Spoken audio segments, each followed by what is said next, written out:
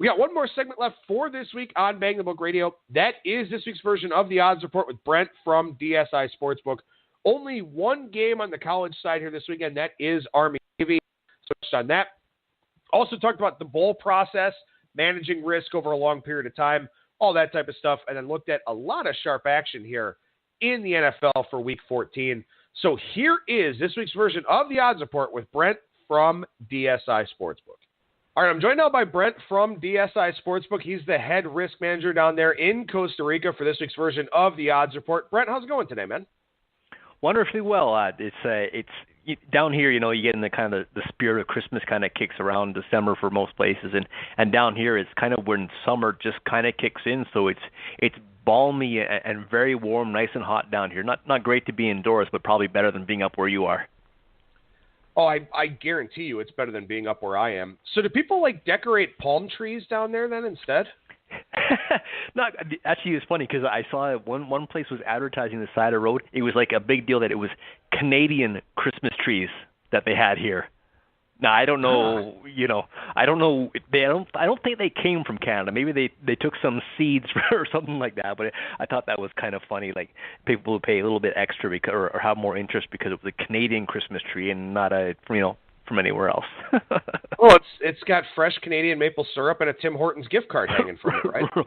Oh, Tim Hortons, don't get me started. So franchise one. That's what you need to do. Franchise one down in Costa Rica. All right. Go ahead. I was thinking that there's actually surprising that Starbucks just in recent years opened up down here, and they're popping up all over the place now. And it's kind of like this is a coffee producing country down here. That's they're one of their biggest exports, if not the biggest.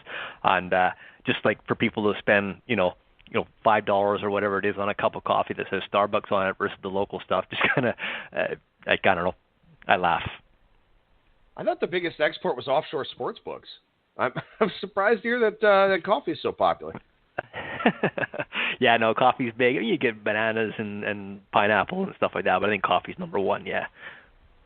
All right, so let's talk college football here. Let's go ahead and look at Saturday's game, 103-104, standalone FBS game. Navy takes on Army. Army 7-point favored for the first time since 2001, favored by this big of a number for the first time since 1991. So, Brent, what's the betting action look like for this one? Well, it's actually it's kind of one-sided favoring Army. The line just it barely ticked up from 6.5 up to 7 where we are right now. We do have power ratings guys and actually analytics guys who help us out with these numbers, and we kind of it seemed like that this number was right, sitting at 6.5 minus 15 as an opener on Army, and looks like that was kind of accurate in that there's the sevens that are out there are $7.15, the kind of half point that it's ticked up. Also, the wager count being, just over 2-1 favoring Army suggests that we maybe could have been a bit higher. So just, a half point on the key number 7 right now. Total has dropped as well, too. We're sitting at, I didn't open at 44, but I see in the market it did open that high. We were fortunate enough that we opened just a little bit later after it got beat down just a bit. Wager count there is almost 4-1 favoring the under, so it's kind of typical in these games. You do expect them to eat up the clock and have lower scoring games, and also weather becomes a factor. So no surprises one's dipped down. We thought we were going at a decent number with 43 in terms of being low, and it's still lower than that. Everyone out there now is pretty much at 40 or 40.5. I think is the high as it gets. Yeah, and this is a game that's gone under 12 straight times. So I'm glad that the sports books, because this is one that you and I have talked about in the past. So we've talked about other option versus option teams. I mean, this is a total that would regularly open in the low 50s, and it would get bet down a touchdown or more. And I would ask you year in and year out, why isn't this number just set lower? And you always had an answer for me about, looking at what the teams did over the course of the year and all that kind of thing. It feels like the sports books got it right this time around, where they opened this thing low enough. Yeah, I mean, you'll watch. This game will go over this time around. Yeah, no, you're right. It's kind of, you look at games and how high is high enough and how low is low enough, and et cetera as well. I mean, a good example we might touch on later when we talk about NFL would be New Orleans and Tampa Bay. I mean, that game, these two teams played in week 1, and the game total was set at 50. They combined for, I think, 88 points it was, 48-40, if that sounds right. Yeah, 88 points they combined for. So now they're playing this week. So what's the right number? We came up with 57.5, and turns out that was a touch high as well. So, really, we come up with a number that we think is going to balance action, and after that, it's bettors versus bettors going after it.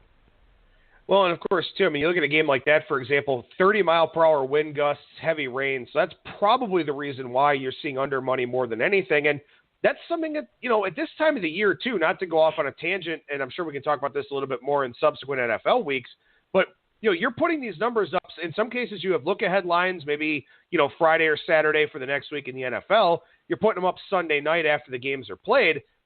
Forecasts aren't entirely accurate 6-7 days in advance. So that's something that I think has to be a little bit of a challenge here in the month of December, is that you may get exposed a little bit on an under because of weather or something to that effect. Yeah, weather's a very.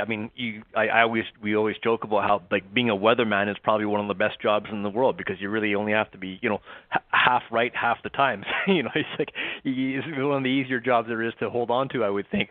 And again, as you touched on, we're opening up lines well before that information is known, and also you can't always assume in terms of what's going to happen in terms of bad weather. You sometimes get snowy games where an offensive team who runs the ball well and controls the offensive line of scrimmage just bowls the other team over and just runs up and down the field, and the game goes over on their own. Other times, teams manage to win quite well. So you just don't know what's going to happen game time. We do our best to interpret what we have in terms of weather information and stuff like that, and the bettors do the same thing. Now, we'll talk about sharp action in the bowl games on each week's show here, but we don't really have anything to talk about as of yet. But I do want to touch on the bowl season with you here, Brent, because this is a really unique animal. I think we've talked about this in the past before, but the closest thing we have to this is basically week 1 of the college football season or the NFL season, where those numbers are up for quite a while. They get beaten around. You have to do a lot to manage your risk in that time period. It's the same thing here with the bowl games. In some cases, up to 4 weeks lead time or more, prior to these games being played. So sort of walk us through what that process is like in terms of opening the number, getting some initial hits, and then kind of playing the waiting game, waiting to see which way you have to move a number. Yeah, coming out as early as we have to, just to, be competitive with the market, you do react more to moves within the market in terms of whether than just on your own action. If I open a game at 4.5 and the market drops down to 4 and I don't have any action at 4.5 either way, you kind of go with it. Now, if you took some substantial action on the minus 4.5, yeah, you would hold on to it. But you really, you really have to move a little bit more on air than you typically would. Our only defense really in terms of having to put these numbers up early is we do have, very, smaller limits the opening week. We go about a week with low limits. We double them up kind of after the second or third week, and again, we'll bump them up the week of each game, and 2 days before each game as well. Many factors as well. You're not only line movement we're kind of protecting against, but also injuries and stuff like that. Something always seems to happen in these at the bowl season. You also, inevitably find out about suspensions and stuff like that, and that maybe sometimes we're talking about where it's 6 to 10 players on a team get involved in suspensions and stuff like that. So you really do kind of have to play a bit of defense here. It's not just a matter of watching your wager counts and watching the markets in terms of where your action's coming in and identifying the sharp and public splits and all that kind of stuff. So you've got a lot of time in terms of to work through it, but you also get a lot more variance in terms of line movement as well. So it is a bit more risky. And again, the defense we have is putting lower limits on these games. That's pretty much all we can do. Well, and I think what's so interesting about the bowl season too, these matchups were announced on Sunday, and I presume you open Sunday night or Monday, something like that. Yep. You're used to focusing on the college football market every single day throughout the week because it is such a popular betting market. But right now, with everything else that's going on, your favorite sport, college basketball, the NBA, the NFL, the NHL, UFC, there's another big UFC card here this weekend. Maybe college football can get lost in the shuffle a little bit here. So, how closely do you watchdog it? Do you just basically put up alerts and just kind of, wait and see if something gets hit? Are you, setting aside time each day to check and see what your counts look like? How does that work? Yeah, it's just a general, we go through this stuff, throughout the day, several times a day. And one thing I do have, a tool that helps me with things is that I can sort my events by my risk and by my exposure. So if a game suddenly gets out of hand and kind of like, would say quote unquote, pass by my eye, it'll pop up to the, kind of the top of the heap in terms of my risk manager. So that definitely helps me out when you're talking about these events that are so far in advance. So you mentioned that, limits kind of gradually increase here on some things. And like you said, you are a little bit more likely to move on air just because you don't want to be exposed. Do you, as a sports book, I mean, I know that you have a group that helps you out with putting out the lines and putting up analytics and stuff like that. Are you willing to take some of your own positions here early on and just sort of be like, we kind of want that team because of spot X, Y, and Z, or we kind of want that team because coach is retiring, so we assume that line's probably going to go up. Do you put some of your own influence into it? No, and honestly, just the real short answer to that is that we're in here to manage risk and book the action. We're not in the gambling business as gamblers per se. We're here as unsexy as it sounds, we're here to manage risk, and that same applies in terms of banks and mortgages and loans and stuff as it does to sports betting. So it doesn't sound as great in terms of holding a position, but I mean, I do have, numbers in terms of what we work off basically are like no juice lines. And then we go from there in terms of adding the juice and where the market goes with them. So we kind of, come up with what we feel is the fair price in terms of the outcome. We do have, again, analytics guys who we work with coming up with these numbers. So when we see lines kind of getting out of hand, we look, it's our numbers versus someone else's numbers. So it's not always accurate. We've talked about in the past as well. I mean, like you really can't hold a position based on your numbers and what you might think the right price is, simply because there's just different types of sports betting. And we talked about, I think, on last week's show where you get 5 guys involved in sports gambling and ask them how they analyze games, and you'll probably get 5 different answers. I mean, there's guys who are, like we talked about, situational stuff, weighs more heavily, information stats in terms of weather or injuries or whatever. You've got your statistical guys, you've got your analytics guys who are, analytics guys are just cold. They just go on the numbers. There's zero emotion involved to it as well. Other guys who will look at situational stuff, as we touched on, like look-ahead spots and sandwich spots, all that kind of stuff. So, there's one method isn't the right one. I'd much rather have all the other sharp guys in the market, have them fine-tune our prices for us. Now, one last question about the bowl season here as I'm looking up and down the screen. A lot of games either sitting on a key number or a half point above or below a key number. Is that by design? Is that sort of a way to, manage your risk and kind of get out in front of it by, hovering close to these key numbers? Yeah, I mean, sometimes it's just unavoidable that you're just not going to be around a key number. But opening, games around like, your 4.5s and 4s, your 2.5s and 3s definitely does help you in terms of your line movement. It's got to be the right price to start off with. But I mean, you want numbers where if you have to move so much, like if you're going down to 3, you can sit on 3. Use the juice in your favor without having to move the number, and therefore, reduce your exposure. But we don't really, we don't fear games landing on key numbers as much as we might in the NFL. All right, speaking of the NFL, let's go ahead and go over there now. We got 6 games with some sharp action, but also want to talk about some interesting developments here in the betting market for Week 14. And in the notes that you sent over, Brent, one of the things that's kind of caught your eye a little bit here is that the traditional favorite prices for public teams have had some interesting action this week. Yeah, I mean, you're talking about, the teams who you pretty much say always get support. I mean, I joke about how I say how, the next time we need the Patriots to win will be like the very first time yet. I mean, just they're probably the number one most public team we have in the house here, and they've gone from like a 9.5 down to 7.5 as an opener. Kansas City's been bet obviously all season long because of that offense. They've gone from 8 down to 6.5 or 7 dog 15. New Orleans, maybe they're arguably the best team in the league right now. They've gone from like a 9.5 or 10 down to 8. That's a big move as well. Dallas, I mean, America's team, here they are, at home with a big game in Philadelphia. Basically, if they win that game, they're kind of probably secure the division. They've gone from, I think, 4.5 down to roughly 3.5 or 3 and juice. Pittsburgh, I mean, Pittsburgh's always, Pittsburgh, playing an ugly Oakland team. They've gone from 13 down to 10.5 and 10. Denver from 6 down to 4. high-scoring Rams team from 4 down to 3. So all of these teams that always get public money, the lines seem to have gone against them. So it's very, very strange-looking week ahead. Yeah, it definitely is. And the next point we want to touch on here, I think back to last week with Jacksonville, and we see Tennessee taking money here against Jacksonville on Thursday night. Obviously, by the time our listeners hear this, they'll know the outcome of that game. But Jacksonville last week, that was a 7 to 7.5 point adjustment from their previous game against Indianapolis, just, I believe, 3 weeks prior. Jacksonville goes out, wins, shuts out the Colts, where it looked like we saw a pretty big overreaction to the first meeting between those two teams. We have a game here this week between the Jets and Buffalo where we've seen a pretty big adjustment to the number for these two teams as well.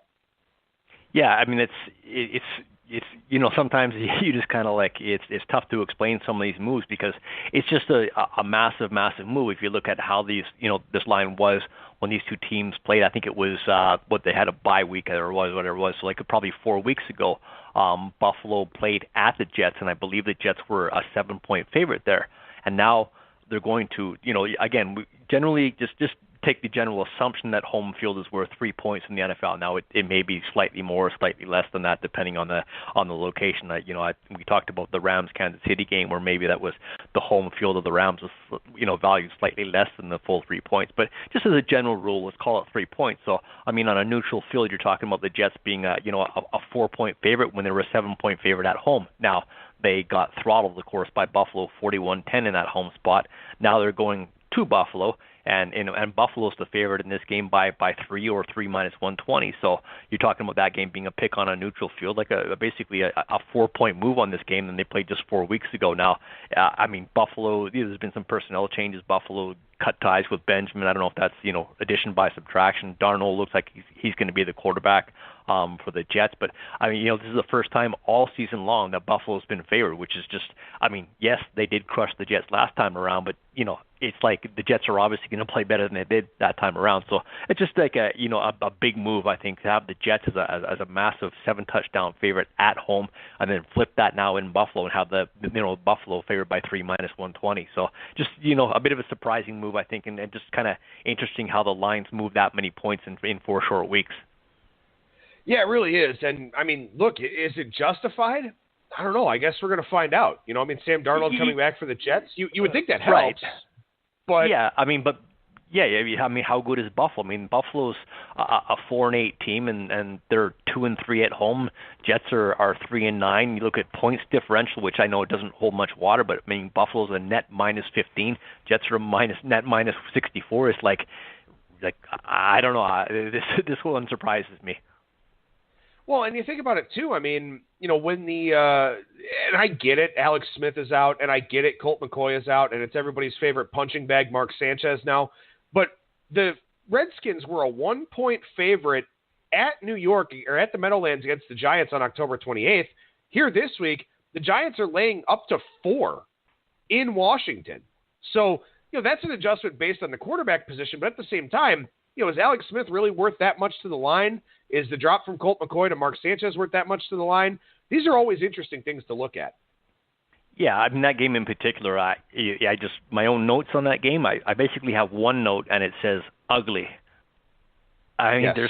they're really, like, I'm not, I never want to be one to encourage people not to get financially involved in a game. Like, I hope you all get involved in every game, but that's a game I would just stay away from. And again, not just the quarterback situation with the Redskins, but even like the Giants. I mean, how motivated are they really to win? I mean, do you want to win and go further away from a good draft position? I mean, they're 4-8. They're out of it. They're not going to make the playoffs. They're not going to win the division or anything like that. So, do you really want to be laying 3.5 on the road to Washington? I wouldn't. I mean, I wouldn't touch this game, and I wouldn't touch Washington either, catching the 3.5, just because. You said it, Mark Sanchez.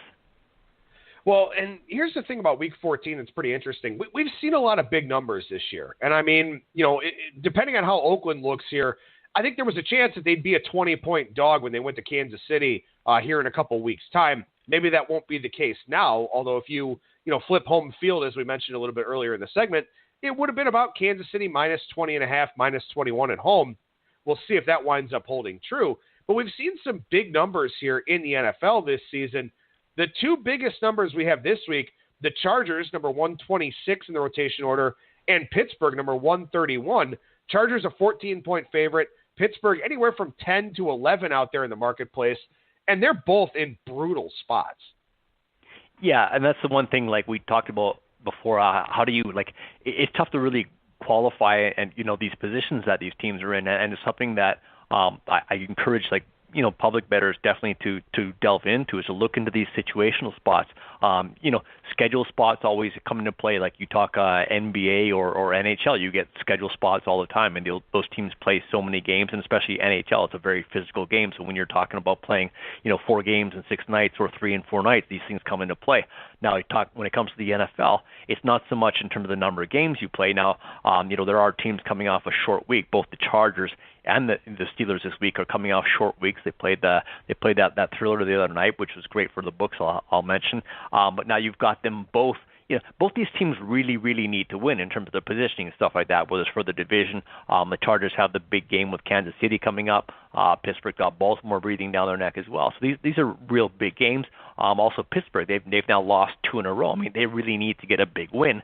And here they go, basically get served up this game versus Oakland. Now, this line here, you've got talking about a Pittsburgh team who is a 10.5-point favorite. Now, I mean, that line opened 13 and plummeted all the way down to 10.5 where I am right now. And you figure, what drives a number like that? And I think, the only thing that really can explain it is that you've got a bad schedule spot for Pittsburgh. Now, I say that because they came off the short week, big emotional loss to the Chargers. The running back got hurt again, so they'll probably be down to their third-string running back. They got this Oakland team who looks just like dead. And in the one game, the most important game they have every single season, the real litmus test for them is playing New England. They got to beat New England every year, it seems. It's really for their psyche. It's such a huge, huge game. So they could come off with the big game versus Chargers, a big disappointment, I would say, in the end. They've got to travel to Oakland. Then they come back and play New England. How are they not, planning already for that Oakland game or for that New England game? I mean, it's just Oakland, right? How can you not look past them? I mean, you're talking about a team who's lost. I don't know. They've won one of their last 8, or maybe even worse than that. I mean, Oakland, it's a disaster over there. So it's easy for Pittsburgh to look at that and see the same thing. Talking about the Chargers, exact same thing. I mean, this is just a massive, massive game for them next week, after they come off the game at Pittsburgh. They're the opposite of Pittsburgh when they had that big emotional win. So they're coming off a high. Now they got to play Cincinnati. I mean, the Bungles really look bad. And then basically the game that could be the one to decide the division at Kansas City. I mean, it's just, yes, they're professionals and all that, but how, as a Charger or a Pittsburgh player, how can you not be kind of looking past your opponent this week? It's just it's difficult to say that now. Chargers line has, it opened at 14.5, and it's sitting down at 14 right now. So just a small tick down, but the Pittsburgh line definitely has moved a lot more. Yeah, and the Chargers short week, too, taking on Kansas City next week. So, these are the considerations. And keep in mind, too, that it's week 14. And, yeah, maybe some teams are getting a second win for the playoffs and this and that. But also, these guys are tired. They're hurt. They're banged up. Any chance you can get to maybe steal a little bit of rest here late in the season for that stretch run, teams may be prone to doing that. And I think Pittsburgh could very well be one of those teams here this week. Brent, we got 6 games with sharp action. We'll go ahead and roll through these to finish out this week on Bang the Book Radio, beginning with the first game on the board here for Sunday, game 105-106. Baltimore takes on Kansas City. Interesting game here. Top offense in yards per play, top defense in yards per play allowed. Yeah, and it's interesting too because Kansas City, like we talked about, one of those teams that always gets public money. They are getting public money here as well. So I've got a wager count almost just over 2-1, favoring the Chiefs at home here versus Baltimore. But you see this line number has dropped quite a bit. From 8 down to the 6.5 or 7 where it is right now. I am sitting at $7.15 simply because I've got more wagers on Kansas City. So if I don't have to cross through the number 7, I can hold at 7 and just use 5 cents extra juice that way. That really serves me well in terms of protecting our risk just in case the game does land 7. But I'm getting like I said, I got the sharp money early on Baltimore plus the 7.5. Like I said, I'm down to 7. I know in the market 6.5, and I'm getting public money the other way. So I've got one of those decent spots we look for in terms of the sharp and public split there. So it's interesting with this game too as well because I just you just figure because Kansas City's offense is so good, they are going to put up a lot of points. Obviously, the running back situation isn't, we saw last week, it's not the same as it was earlier in the season because the personnel loss with Hunt, but, they're still going to get their share of points. You're pretty much, sure of that. And Baltimore, is Lamar Jackson the kind of guy who's going to be able to put up a whole lot of points and keep pace with Kansas City? I just don't know if he's that type of quarterback. I mean, they're going to run the ball well for sure, and perhaps, run down the clock and just kind of, be physical with Kansas City in terms of running down the clock and keeping Kansas City offense off the field. But you're looking at a team, Baltimore, who's sitting there, like I said, they're 7-5. They've won 3 straight. They're right behind Pittsburgh in terms of the division lead. They came off, but then again, they came off their bye. They beat Cincinnati, who's very bad. We were debating who was worse, Cincinnati or Oakland. Well, they beat Oakland the following week after that. And then last week they were, the sharp guys were all over Atlanta when Baltimore was playing at Atlanta, and Baltimore got the win there. So they upset the Sharps and did well for us in that spot. So, it's I don't know. I don't know how comfortable I am with Baltimore plus 7.5, but I think ball control and using the clock is going to be the key for them to get inside this number. Well, one of the things you and I talked about before we hit record here on this segment is that sometimes there are things between the side and total that just don't really seem to correlate, don't really seem to add up. This is one of those games to me where the total is going up, but the side is coming down. And the thought process to me is a high-scoring game definitely favors Kansas City. So that totals move is kind of interesting here. Yeah, I guess the consistent narrative all season long basically has been just how bad Kansas City's defense is, and that's kind of something that maybe even gets to the point where it becomes over-exaggerated at some point and the number gets ticked up because of that. Now, public bettors always love betting the over, and they are in this game as well. Not a crazy wager count because the number is kind of high for, especially for a Baltimore game at 51.5, but I got a wager count of about, 2.5 favoring the over. This number did open at 49.5, so it's gone up a full 2 points on the move. But I think, yes, you talk about how you're getting dog money yet the total's going up and Kansas City's the higher powered offense, but I think it's just kind of a reflection of the consensus or the feeling in the market in terms of how bad Kansas City's defense might be.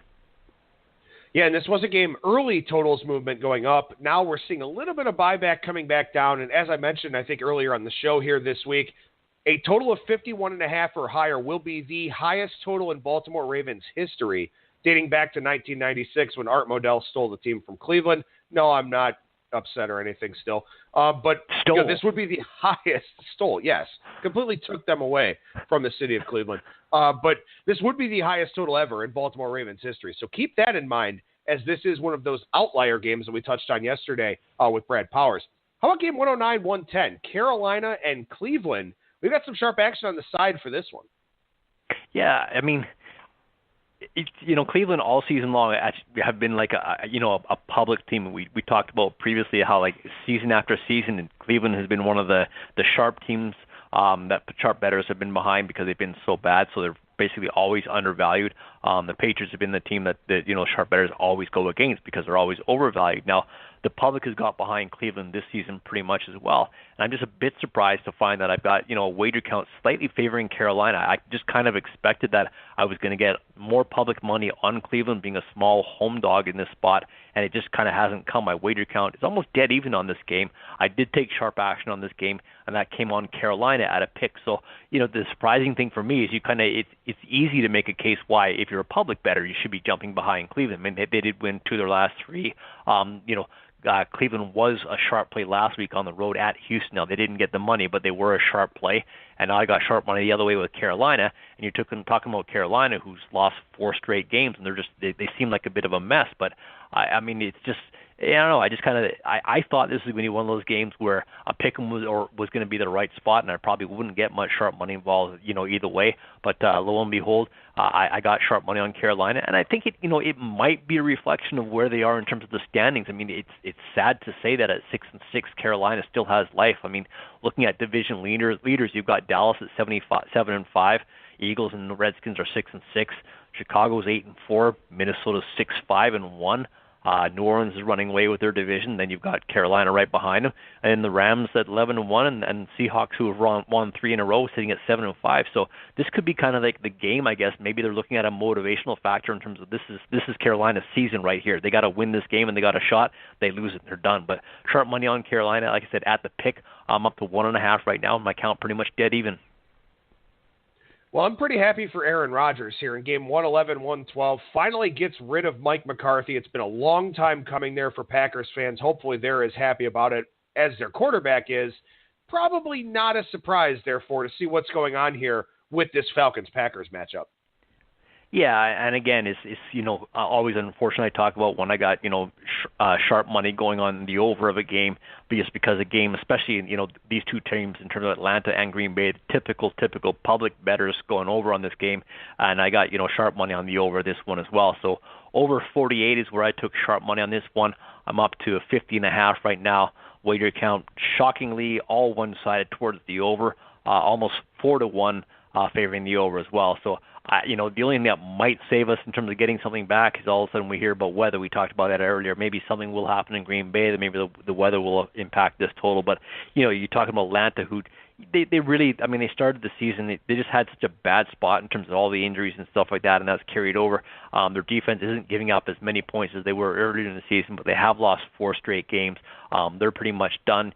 Looking at Green Bay as well, what a disappointment they've been. They've lost, they've lost 5 of their last 6 games as well. And really, the straw that broke the camel's back, of course, last week losing to Arizona. You just don't lose to Arizona. They did that 2017 at home. So coaching change, at least on an interim basis, and they got rid of McCarthy. So, we'll see what happens to the rest of the offense and how they respond after that. But, yeah, it's just, this game more than anything else, like if you look, the start of the season, and we told you, this game was just had marquee game written all over it. Now you're looking at Atlanta 4-8 and Green Bay 4-7-1. Just a colossal disappointment, I think, on this whole season. We'll move one spot down the board here to the NFC South. New Orleans takes on Tampa Bay, game 113-114 on the card.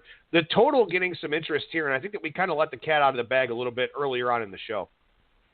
Yeah, we touched on this in terms of the how the total was set for week 1 and where we are now. Again, week 1, that was the New Orleans game. New Orleans Tampa Bay in New Orleans had a total of 50, 48, 40 I think was the final, with Fitzmagic basically being birthed after Crablegs was suspended. So Crablegs was on the suspension. Fitzmagic came out and put 4 TDs and 400 yards up, shootout.